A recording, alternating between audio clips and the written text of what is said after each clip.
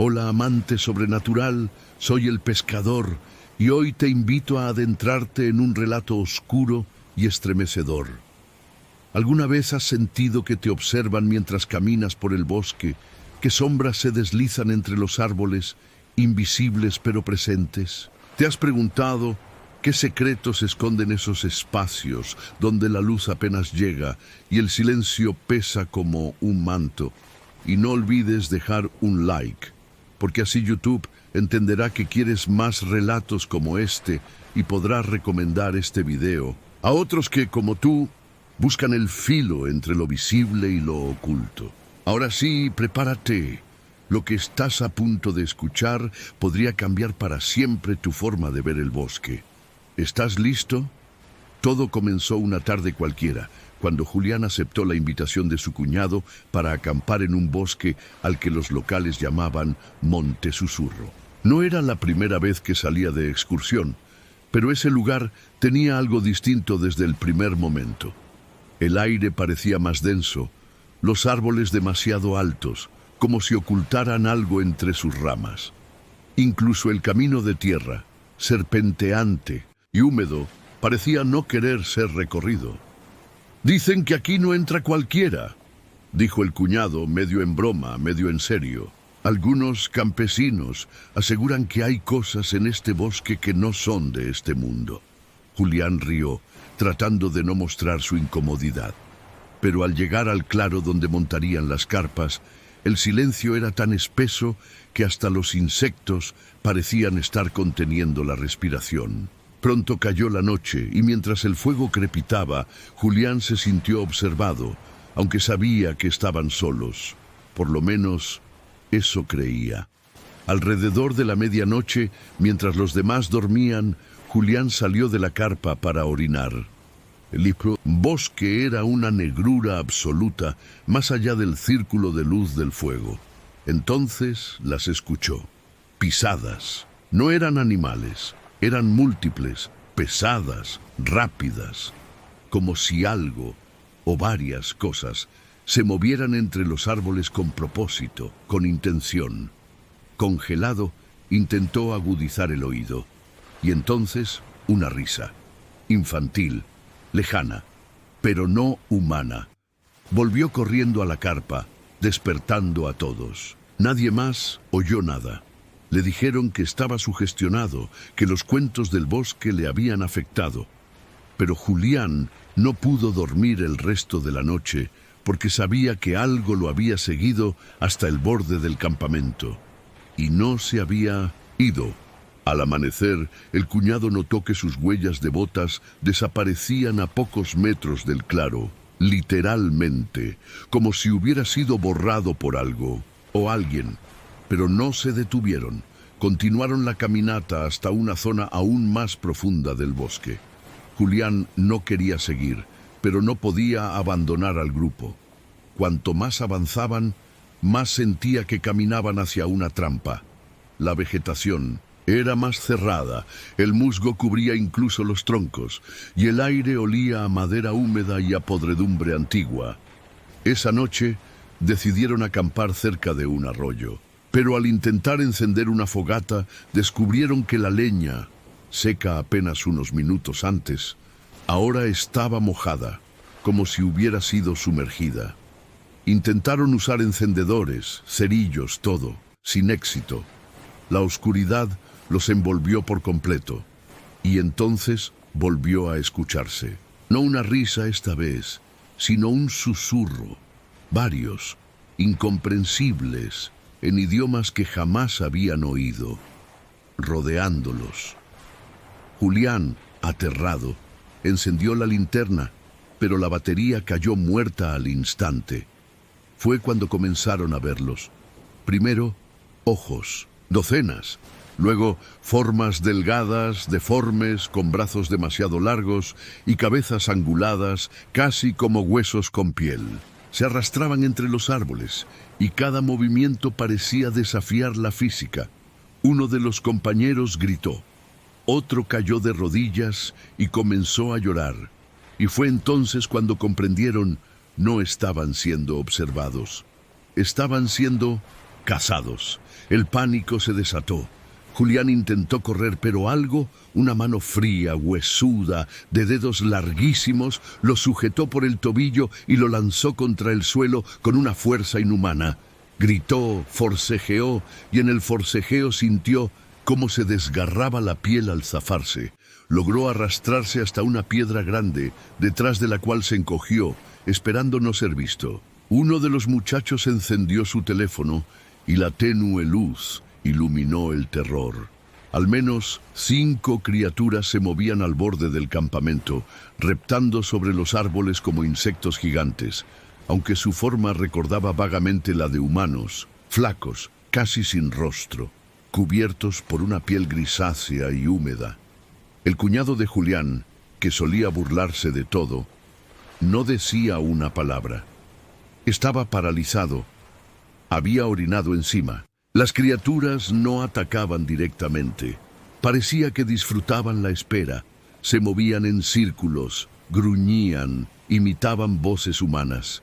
Una de ellas murmuró el nombre de Julián con una entonación perfecta, como si lo conociera desde niño. Uno de los chicos del grupo, Felipe, había leído alguna vez sobre entidades del bosque y tenía la idea de que un círculo de sal podía ofrecer protección temporal. Rápidamente vació su mochila, encontró el paquete que usaban para cocinar y trazó una línea alrededor de ellos. Por unos minutos pareció funcionar. Las criaturas se detuvieron. Se quedaron justo en el borde, girando la cabeza con movimientos espasmódicos. Parecían confundidas, o tal vez solo estaban midiendo su paciencia. «Esto no es normal», dijo Felipe, susurrando. «Esto es antiguo. Es de antes que nosotros». Nadie contestó.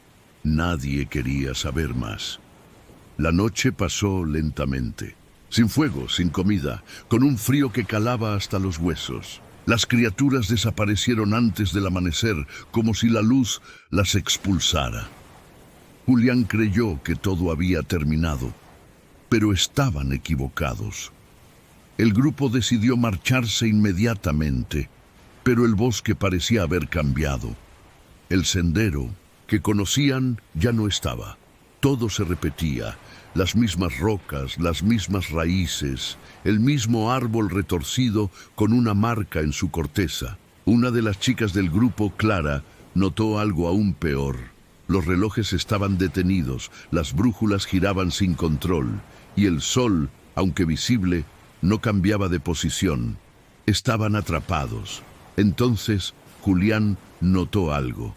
En el suelo, a lo largo del camino invisible que creían recorrer, había marcas, garabatos tallados en la tierra, dibujos primitivos de figuras humanas siendo cazadas por sombras. No eran nuevas. Estaban cubiertas de musgo, como si ese ritual se hubiera repetido una y otra vez, como si el bosque se alimentara de eso. Clara empezó a llorar. Felipe se volvió agresivo. Golpeó un árbol con una rama, gritando maldiciones al aire, exigiendo que los dejaran en paz. El árbol sangró. Un líquido oscuro brotó de la herida y entonces las voces volvieron, no en susurros, sino como un coro de miles de gargantas ahogadas. Julián supo entonces que no estaban en el bosque como lo conocían, estaban en su versión oculta, aquella que solo se revela cuando se cruza cierto umbral, cuando eres elegido. Las criaturas regresaron esa noche, pero no como sombras. Esta vez tomaron forma humana. Era como si imitaran a los del grupo, copiando gestos, voces, incluso ropa. Se pararon justo fuera del nuevo círculo de sal. Uno de ellos, idéntico a Julián, comenzó a hablar. ¿Por qué viniste si sabías que no ibas a salir? Felipe quiso atacarlos, traspasó el círculo, y fue entonces que todo se quebró. Un alarido de dolor, una lluvia de cenizas, y la sensación de que el suelo se abría bajo sus pies.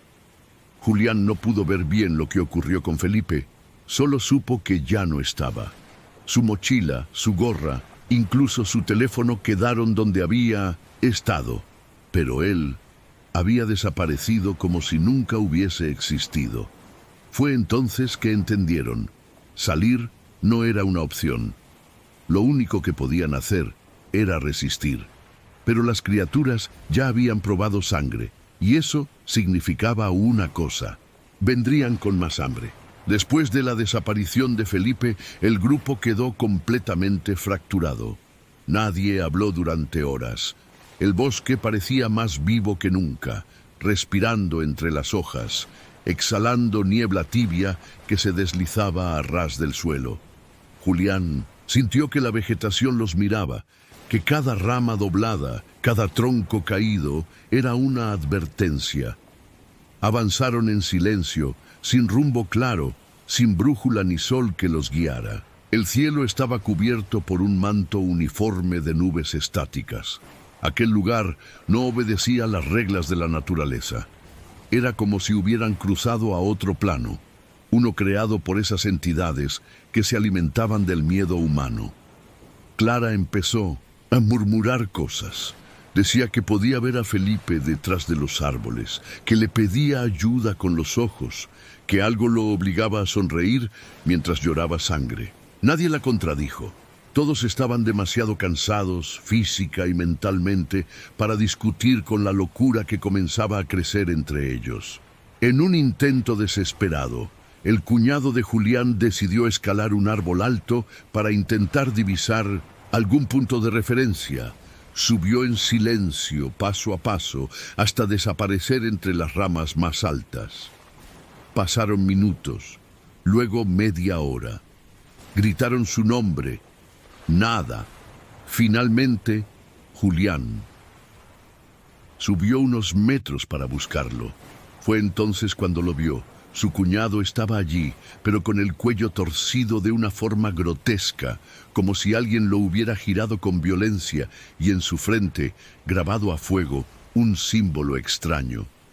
Un espiral dentro de un ojo.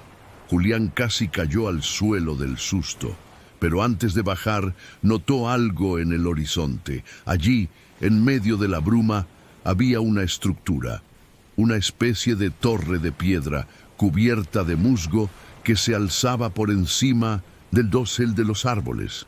No parecía moderna, era una ruina antigua como un santuario olvidado. Lo más extraño era que parecía emitir un leve resplandor púrpura. «Allí», dijo al grupo, «allí tal vez encontremos respuestas o una salida». Avanzaron durante horas, siguiendo la dirección de la torre, pero el bosque no se los puso fácil. Cada tanto veían figuras humanas entre los árboles. Personas desnudas, inmóviles, con los ojos cerrados y la piel cuarteada, como si hubieran sido momificadas de pie. Al acercarse, desaparecían. Era como si el bosque jugara con ellos. Una vez, Clara tropezó con una raíz y cayó sobre un cuerpo enterrado a medio cubrir. No era un cadáver reciente. La carne ya se había fundido con la tierra, y lo único que se distinguía era una mano que sostenía una brújula antigua, exactamente igual a la que Julián llevaba en su mochila. «Esto ya pasó antes», susurró. «No somos los primeros». Al llegar finalmente a la torre, notaron que estaba rodeada por un círculo de árboles quemados, como si el bosque la rechazara. La entrada era estrecha, tallada en una piedra negra como obsidiana.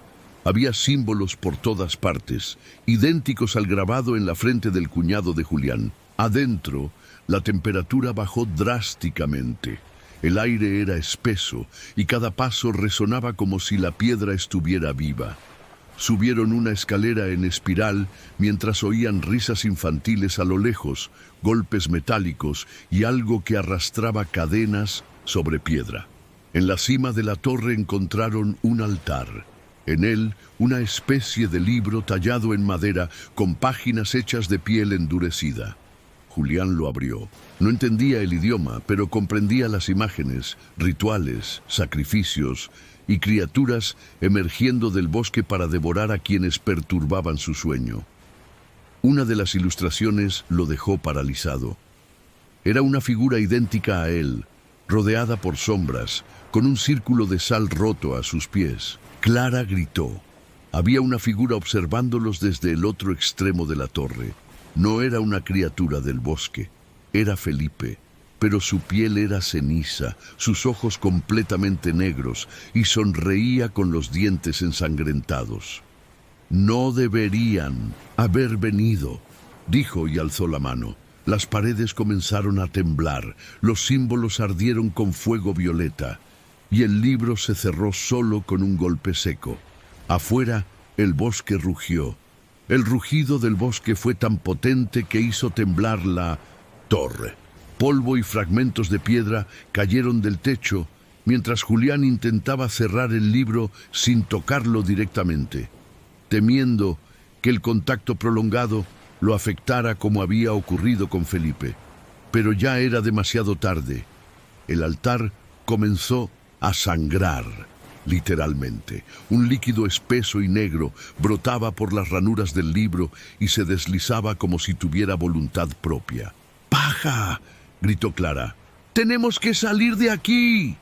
Pero Felipe bloqueaba la única salida, observándolos con una quietud antinatural. Cada centímetro de su piel parecía estar cubierta por una fina capa de hongos oscuros que se movían como si respiraran. No parpadeaba, solo sonreía. «Este lugar es más antiguo que la muerte», dijo con voz distorsionada. «Aquí no se muere, se transforma». Julián no lo pensó dos veces.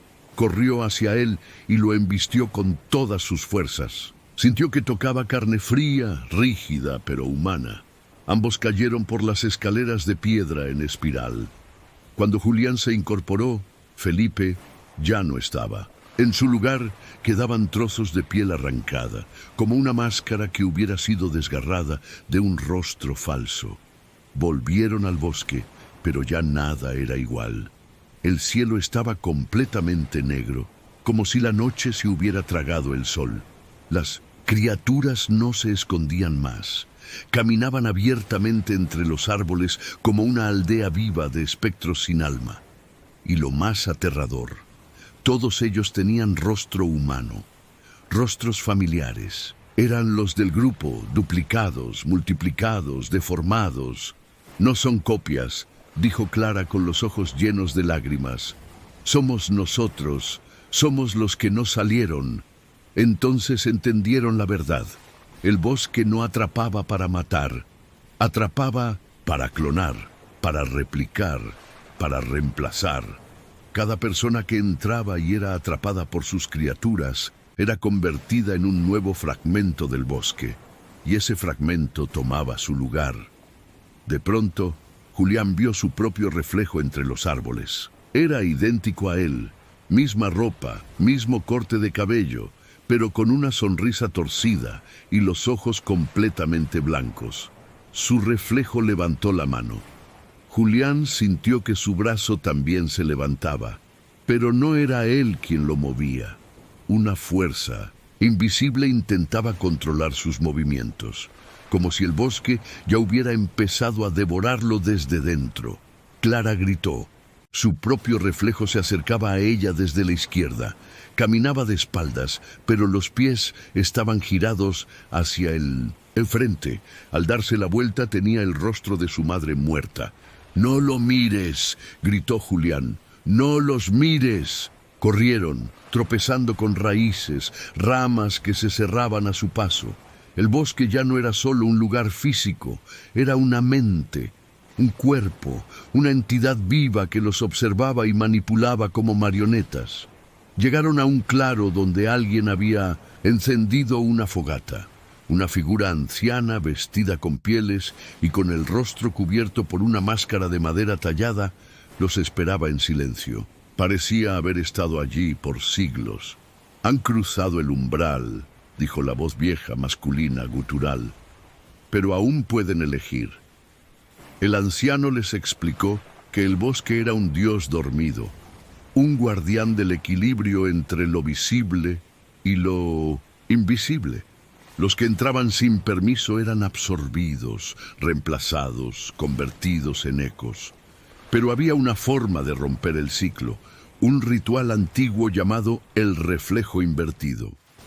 Consistía en enfrentar su propia copia en un círculo de fuego con la voluntad intacta. Si fallaban, el reflejo los consumía. Si ganaban, el bosque los dejaba ir, marcados, pero libres. Solo uno puede salir, dijo el anciano. El bosque no olvida, pero a veces deja pasar. Clara dudó. Julián también. Pero sabían que no tenían más opción. El anciano extendió un cuchillo de piedra. Julián lo tomó. El reflejo apareció frente a él, imitando cada uno de sus movimientos, pero con una lentitud burlona. Su sonrisa se ensanchó hasta los oídos. Julián sabía que no debía dudar. Corrió hacia su reflejo, y entonces el fuego los rodeó a ambos. El fuego ardía, sin consumir. Rodeaba a Julián y a su reflejo como una barrera viva, delimitando el espacio donde se decidiría todo. No había viento, ni sonidos del bosque, ni presencia alguna más allá de la batalla silenciosa que iba a comenzar. Clara observaba desde fuera, conteniendo el aliento, con las lágrimas suspendidas en los ojos. El reflejo dio el primer paso. No hablaba, pero su mirada transmitía una inteligencia antinatural. Cada músculo, cada gesto, era una imitación perfecta, salvo por un detalle: los ojos. Los ojos del reflejo eran abismos blancos, y en su centro se movían pequeñas siluetas, como si almas atrapadas giraran dentro de ellos. Julián sintió miedo, pero también furia. No permitiría que esa cosa saliera de allí con su rostro, su historia, su humanidad. El reflejo lo atacó con violencia repentina.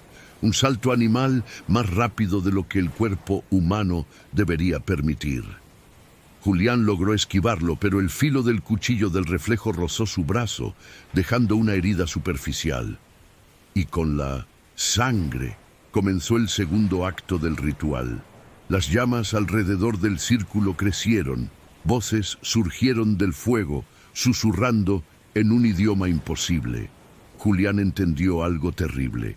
El bosque los estaba juzgando, y cada golpe que recibiera, cada miedo que mostrara, alimentaba al reflejo. Era un duelo no solo de fuerza, sino de espíritu. Intentó centrarse, recordó a su madre, su infancia en las montañas, la primera vez que pisó un bosque sin miedo. Ese era su ancla. No iba a permitir que un eco le robara todo. El reflejo pareció notar el cambio. Titubeó. Julián aprovechó para atacarlo, clavando el cuchillo en su costado. Pero en vez de sangre, brotó una niebla negra que lo envolvió y lo hizo retroceder, tosiendo, desorientado. Cuando volvió a ver con claridad, el reflejo había cambiado. Ahora tenía su misma herida, su misma expresión de dolor. Lo imitaba hasta el más mínimo gesto. Incluso respiraba al mismo ritmo.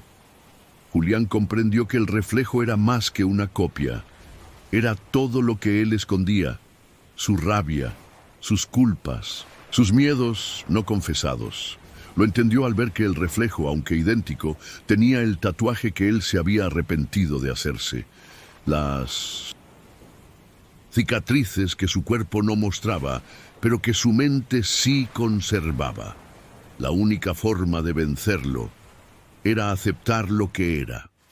Soltó el cuchillo. El reflejo también lo soltó.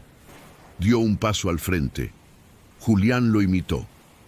«No me escondo más», dijo Julián. «No tengo miedo de ser yo, completo, incluso con todo lo roto». Las llamas respondieron.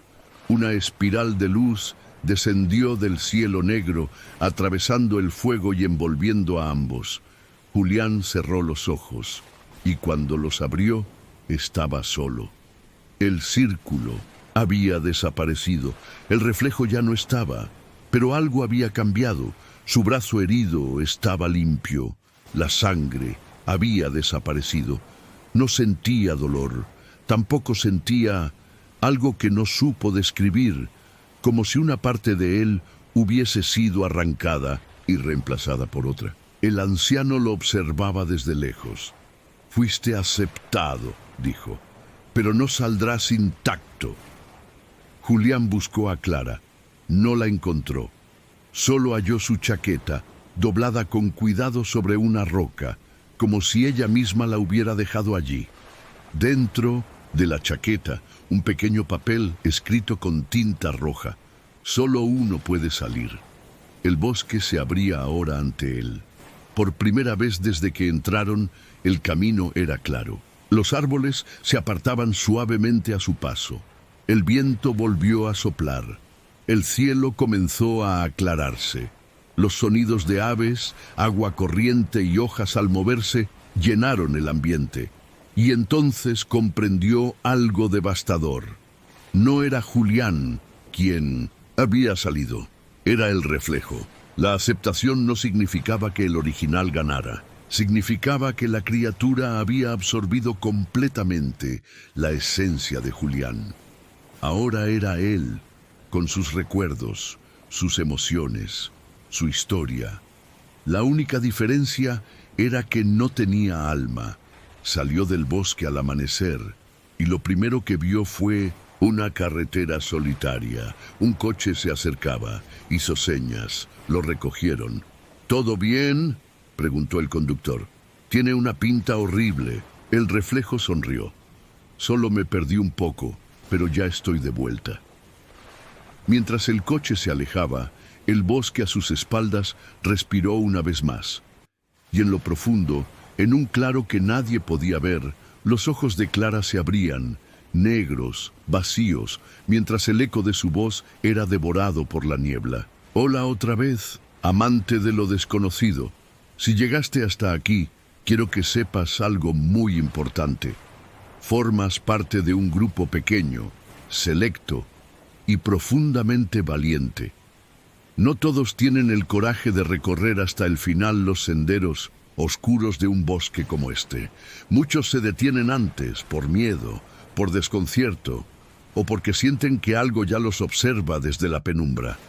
Pero tú no. Tú seguiste adelante. Y eso significa que has visto lo que pocos han visto, que incluso lo que parece humano puede no tener alma, y que a veces lo más aterrador no es lo que te espera en el bosque, sino lo que sale de él con tu rostro. Lo que acabas de escuchar es más que una historia, es una advertencia disfrazada de relato, porque en este mundo, y quizá también en otros, existen lugares donde las reglas se tuercen, donde la identidad puede ser robada y donde las criaturas que cazan no tienen colmillos, sino sonrisas idénticas a las tuyas. Hoy te invito a hacer algo especial. Si llegaste hasta aquí, quiero que comentes la siguiente frase. Yo no sería yo si el bosque hablara. Esa frase será nuestra marca secreta. Con ella sabré que fuiste uno de los pocos, lo suficientemente fuerte como para caminar conmigo hasta el final.